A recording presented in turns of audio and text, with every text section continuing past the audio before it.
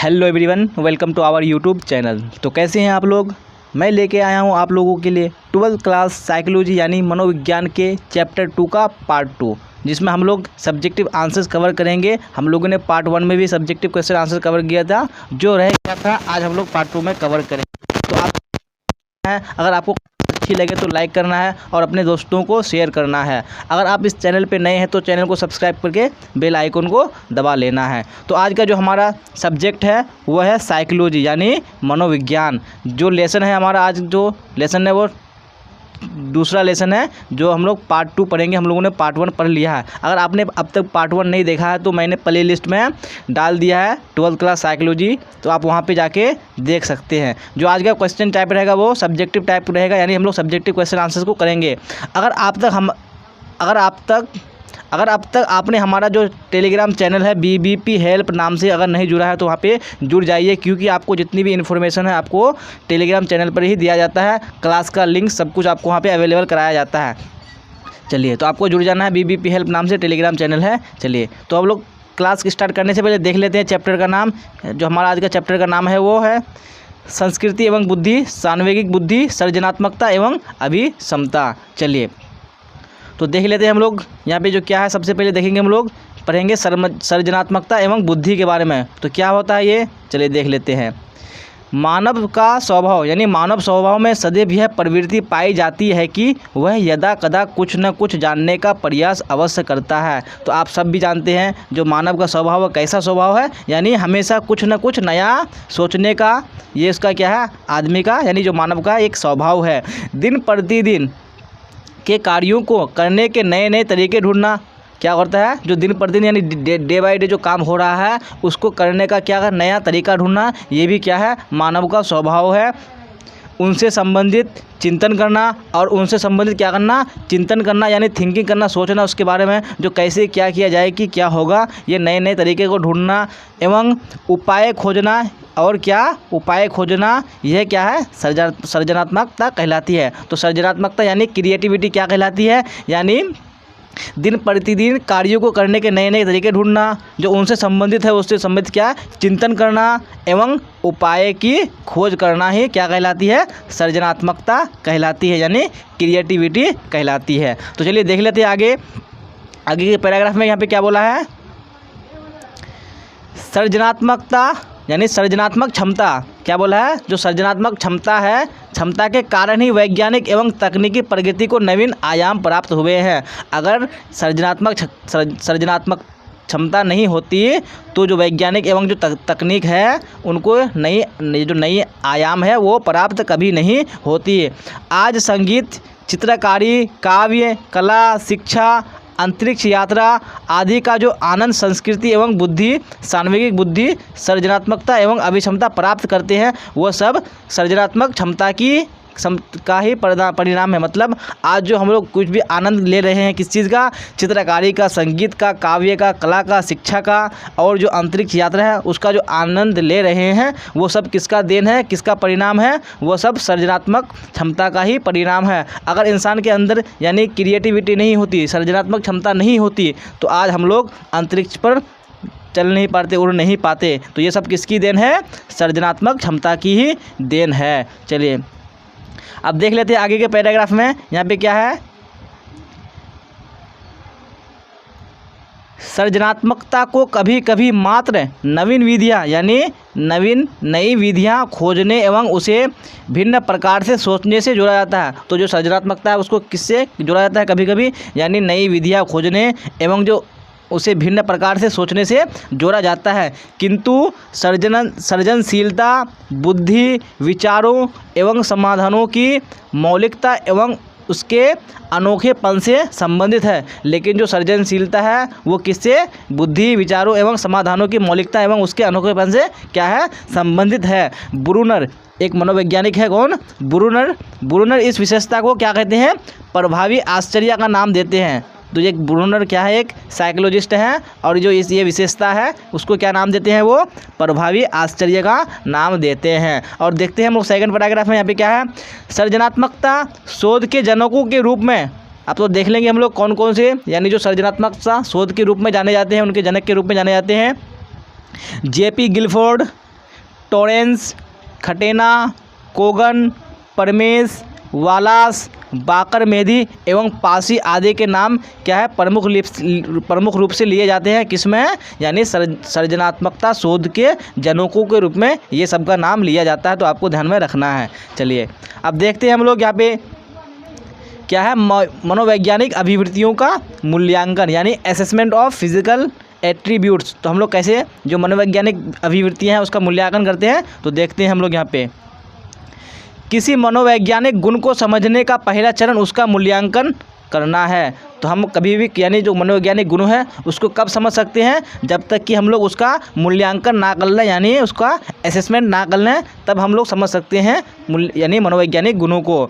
मूल्यांकन करने का अभिप्राय प्राणी के मनोवैज्ञानिक गुणों का मापन करने से है। तो मूल्यांकन का अभिप्राय क्या है, यानी जो प्राणी है उसके जो मनोवैज्ञानिक गुण हैं उनका मापन करना है।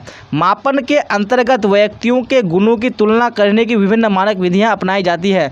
तो यानी जो मनोवैज्ञानिक गुण हैं उनका जो मापन करने के लिए विभिन्न मानक विधियां अपनाई जा सकती है।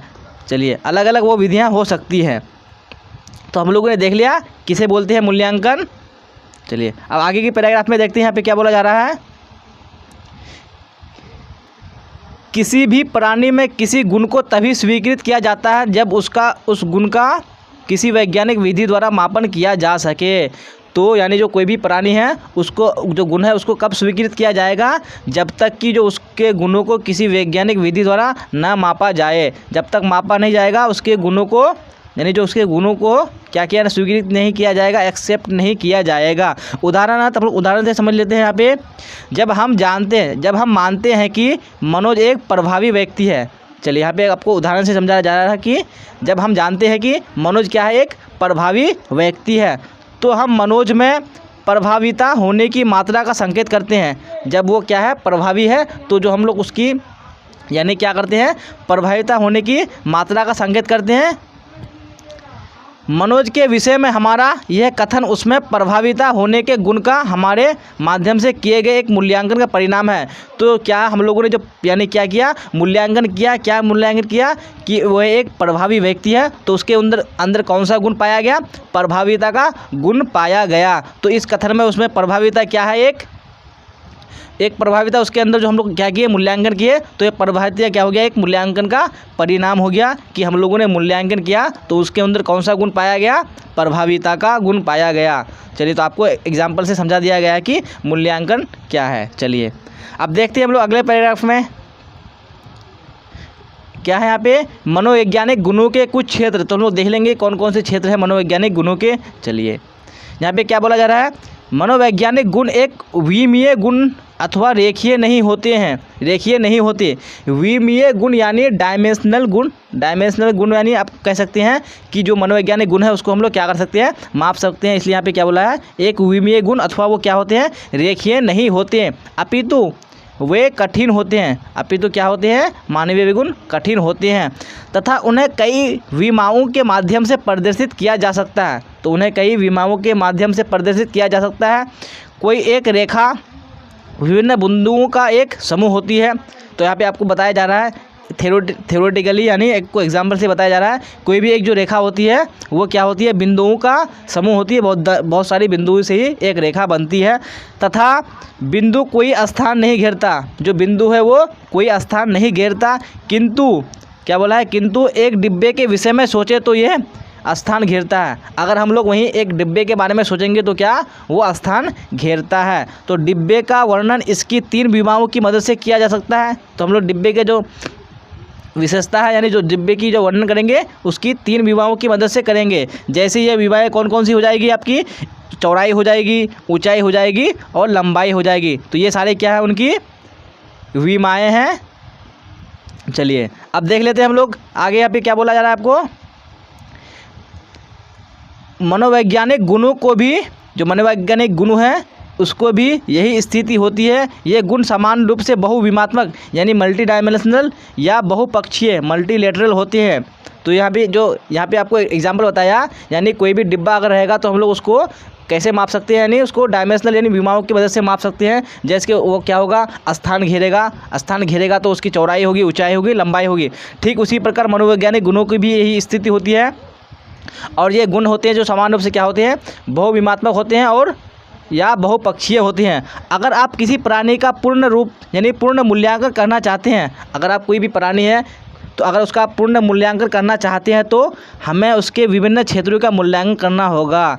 अगर आप किसी प्राणी का मूल्यांकन करना चाहेंगे तो आपको उसके जो विभिन्न क्षेत्रों के मूल्यांकन करना होगा, तभी आप पता लगाएंगे यानी मनोवैज्ञानिक गुणों को। जैसे वो कौन कौन सा ये मूल्यांकन का क्षेत्र होगा तो हम लोग यहाँ पे देख लेते हैं। जैसे संज्ञानात्मक, सान्वेगिक, सामाजिक आदि में कैसा व्यवहार या निष्पादन करता है। तो ये सारे क्या हो गए, मनोवैज्ञानिक गुणों के क्षेत्र हो गए। अगर हम लोग किसी भी प्राणी का मनोवैज्ञानिक गुणों को अगर मापेंगे तो हमको क्या करना पड़ेगा, यानी संज्ञानात्मक, सान्वेगिक, सामाजिक आदि में कैसा व्यवहार है उसका निष्पादन करना पड़ेगा। चलिए, तो इसी का साथ जो हमारा आज का जो चैप्टर है, जो चैप्टर 2 है, उसका सब्जेक्टिव क्वेश्चन आंसर का पोर्शन खत्म हो चुका है। तो हम लोग पार्ट 1 में और पार्ट 2 में हम लोगों ने जितने भी सब्जेक्टिव क्वेश्चन आंसर थे सारे को कवर कर लिया है। और पार्ट 3 में हम लोग कवर करेंगे, यानी जितने भी मल्टीपल चॉइस क्वेश्चन है वो सारे को कवर करेंगे। तो अगर आपको क्लास अच्छी लगे तो आपको लाइक करना है और अपने दोस्तों में शेयर करना है। अगर आप इस चैनल पर नए हैं तो चैनल को सब्सक्राइब करके बेल आइकन को